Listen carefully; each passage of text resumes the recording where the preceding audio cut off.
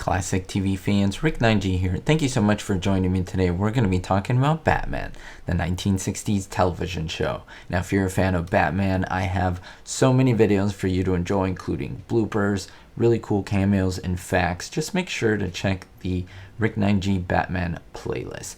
Today, we're going to be talking about a really cool cameo that many of you may not have realized. One of the reasons was because it wasn't really advertised, and it was really quick.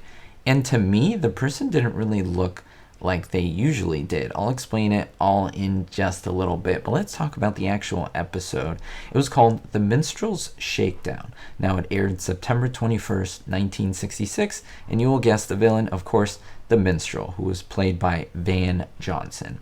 Now, talking about the episode a little bit, the Minstrel, he's a villain whose both musical talents, electronic ingenuity, are wreaking havoc with the Gotham City Exchange in a big attempt to blackmail the Exchange members. Now, when he soon realizes that Batman and Robin are equally skilled with the electronic, he deems them a threat to his plan and sets a trap for their demise. Now, it's an episode that probably isn't the most exciting or the most interesting, although it is kind of nice to see Van Johnson as a villain. Not something we usually expect, but kind of cool in the least. Now, if you look at the episode very closely, this is where you will notice the cameo, and I'll tell you who it is. Now, again, many of you people may be able to say who this is, some of you may not, but this is Phyllis Diller. Phyllis Diller was born in Lima, Ohio. So anyone from Ohio, anyone from maybe Lima, Ohio, let me know in the comments down below. It's great. I want to shout out where she is from. Maybe do that in future videos to see how many of you are from the areas that these people are from. So that is really cool. People that I am highlighting in my videos. Now, she was an American stand-up comedian. She was an actress, an author, a musician, and a visual artist.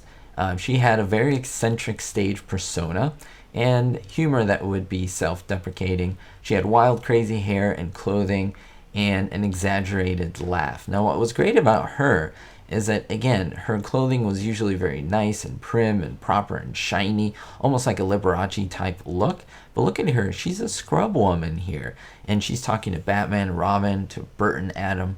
And it's just great to see this scene between them. She doesn't exchange many words, but here she is. And I want to know if you ever noticed her. Again, it's not a huge cameo, but it's not really promoted because a lot of these individuals wanted to be on Batman. Maybe they couldn't get him as the villain, but they put him in little cameo spots. Even Milton Berle played a police officer in one of the episodes, and then later on they gave him his own opportunity to be the villain, Louis the Lilac. And so that's pretty cool. That was very common, or they would just give him a cameo at the window. But this is really cool. These are some hidden cameos that you may not have known.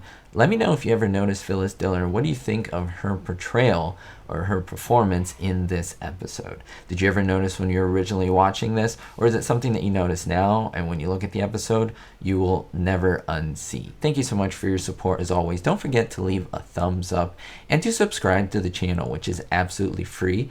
That's how YouTubers like myself can keep doing what we're doing, with your support, with your love, with your motivation in the comments, and just in all the support. So thank you as always, and don't forget everyone, be hopeful. Thank you so much to everyone who supports my work on Patreon. David D, Sally N, Gerard D, Greg S, Ricky, Citizen Kane 359, Kevin K, and Vito L. If you want to appear on this list, don't forget to look at the Patreon description in the link below. Thank you.